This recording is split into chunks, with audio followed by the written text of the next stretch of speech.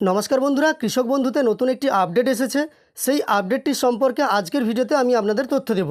আপনারা জানেন কৃষক বন্ধু প্রকল্পের টাকা গত 12ই জুন মাননীয় মুখ্যমন্ত্রী মমতা বন্দ্যোপাধ্যায় টুইট করে জানিয়েছিলেন তিনি পাঠিয়ে দিয়েছেন উপভোক্তাদের অ্যাকাউন্টে এবং সেই টাকা ধীরে ধীরে উপভোক্তাদের ব্যাঙ্ক অ্যাকাউন্টে ঢুকতেও শুরু করেছিল। 13ই জুন, 14ই জুন, এমনকি গতকাল পর্যন্ত উপভোক্তাদের ব্যাঙ্ক অ্যাকাউন্টে কৃষক বন্ধুর টাকা যে ঢুকেছে সেই প্রমাণও আপনাদের আমি দেখিয়েছি। কিন্তু আজ সেভাবে আমার কাছে প্রমাণ না থাকায় আপনাদের দেখাতে পাচ্ছি না, যেহেতু শনি, রবি, সোম এই 3 দিন অফিসিয়াল কাজগুলো বন্ধ আছে, কারণ এই 3 দিন সরকারি ছুটি আছে। সে কারণে হয়তো কিছু কম পরিমাণ কৃষকের অ্যাকাউন্টে এই 3 দিন টাকা ঢুকবে, যেহেতু অফিসিয়ালি সমস্ত কাজ বন্ধ আছে। তবে এ নিয়ে চিন্তিত হওয়ার কোনো কারণ নেই। প্রত্যেকেই কৃষক বন্ধুর উপভোক্তা যারা, তারা টাকা পাবেন। কৃষক বন্ধু প্রকল্পের খরিফ শস্যের জন্য আর্থিক সহায়তা টাকা ঢোকার তথ্য যদি পেয়ে থাকি তাহলে আপনাদের আমি আবার ভিডিও দিয়ে জানিয়ে দেবো।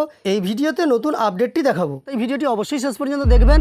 আর এই চ্যানেলে আপনি যদি নতুন এসে থাকেন তাহলে অবশ্যই চ্যানেলটিকে সাবস্ক্রাইব করে পাশে থাকা নোটিফিকেশন বেল আইকনটা অল করে রাখবেন, কারণ প্রতিনিয়ত অথেন্টিক ভিডিওর নোটিফিকেশন তবেই আপনার কাছে প্রথম চলে যাবে। কৃষক বন্ধুর আজকের যে আপডেটটি দেখাবো সেই আপডেটটি কাদের এসেছে এবং কেন এসেছে সেই সম্পর্কেও আপনাদের আমি জানিয়ে দেবো। তার জন্য আপনাদের গুগলে এসে সার্চ বারে টাইপ করতে হবে কৃষক বন্ধু লিখে। টাইপ করার পরে আপনি প্রথম যে ওয়েবসাইটটা দেখতে পাবেন কৃষকবন্ধু.net, এর ওপর আপনাকে ক্লিক করে নিতে হবে। এর ওপর ক্লিক করার পরে অফিসিয়াল ওয়েবসাইটে আপনি চলে আসবেন এবং স্ক্রল করে একটু নিচের দিকে যাবেন। নিচের দিকে গেলে এই যে দেখতে পাচ্ছেন নথিভুক্ত কৃষকের তথ্য আছে, এর ওপর ক্লিক করবেন।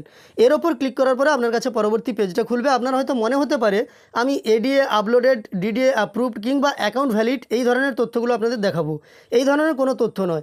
আমি এখন যে তথ্যটা দেখাবো সেটা দেখার জন্য আপনাকে যে কোনো একটা অপশান এখান থেকে সিলেক্ট করে নিতে হবে। যেভাবে আপনি আপনার স্ট্যাটাস দেখেন কৃষক বন্ধুতে, আমি এখান থেকে ভোটার কার্ড সিলেক্ট করে নিচ্ছি এবং এইখানে আইডি নম্বরটা দিয়ে দিচ্ছি। আইডি নম্বরটা দিয়ে দেওয়ার পরে, মানে ভোটার কার্ডের আইডি নম্বরটা দিয়ে দেওয়ার পরে আমাকে সার্চ করে নিতে হবে। আপনিও আইডি নম্বরটা দিয়ে দেওয়ার পরে এই যে আমি রোবট নই চেকবক্সটা আছে এতে চেক করবেন। এই চেকবক্সে চেক করার পরে টিকচিহ্ন একটা চলে আসবে, তখনই এই সার্চ অপশানের উপর আপনি ক্লিক করবেন। সার্চ অপশানের উপর ক্লিক করার পরে আপনার স্ট্যাটাসটা এখান থেকে খুলে যাবে। তো এই উপভোক্তারই আমি দেখিয়েছিলাম স্ট্যাটাস আপনাদের, যার 5,000 টাকা অ্যাকাউন্টে কৃষক বন্ধু প্রকল্পে ঢুকেছিল।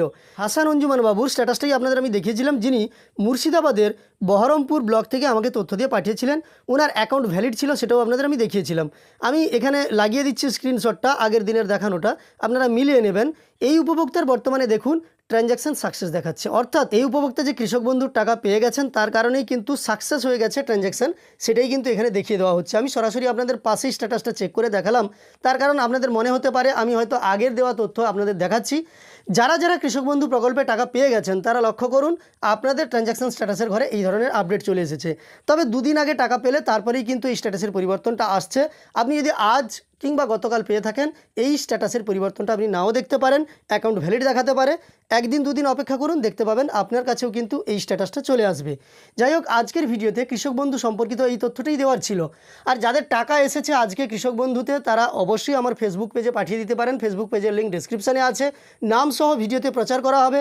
সেই ধরনের কোনো তথ্য থাকলে আপনি অবশ্যই SMS সমেত আমাকে পাঠিয়ে দেবেন, বা আপনার কাছে যদি ব্যাংকের মিনি স্টেটমেন্ট থেকে থাকে সেটা সমেত আমাকে পাঠিয়ে দেবেন। এখনকার ভিডিওটি এই পর্যন্তই। ভিডিওটি ভালো লাগলে একটি লাইক করবেন। এই ধরনের আরও ভিডিও পাওয়ার জন্য চ্যানেলের সঙ্গে যুক্ত থাকতে চ্যানেলটিকে সাবস্ক্রাইব করে পাশে থাকা নোটিফিকেশন বেল আইকনটা অল করে রাখবেন।